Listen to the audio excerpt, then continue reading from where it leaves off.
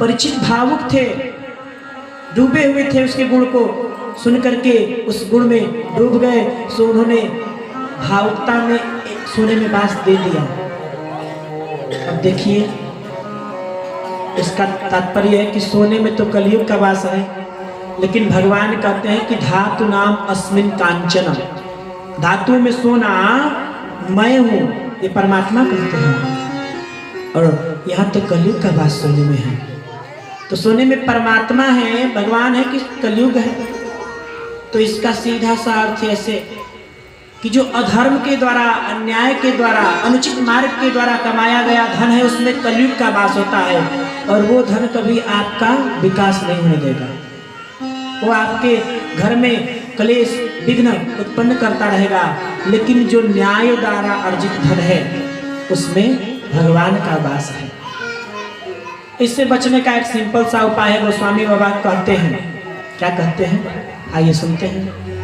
तुम ही निवेदित भोजन करही, तुम ही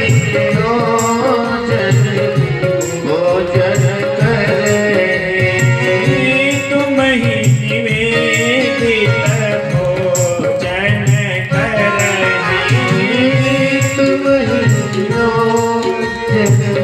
भोजन करही।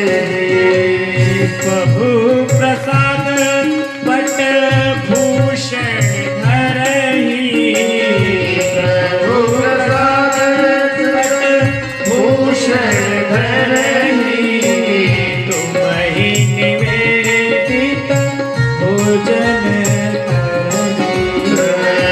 तुम ही निवेदित भोजन करही।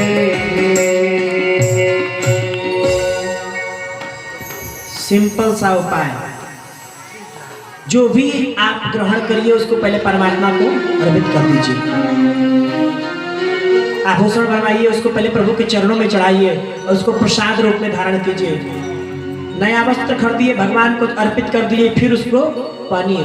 उस वस्तु में जो दोष है, भगवान के चरणों में अर्पित करने के बाद समाप्त। क्योंकि भोले बाबा ये कहते हैं, उमा जे राम चरण रत विगत काम मद क्रोध। जो प्रभु के चरणों में हो गया, उसके जीवन से ये विकार समाप्त हो गए। इसीलिए कोई भी वस्तु खरीदिए, पहले प्रभु को अर्पित कर दीजिए, उसके बाद प्रसाद रूप में उसको आप धारण करिए, वो दोष समाप्त हो।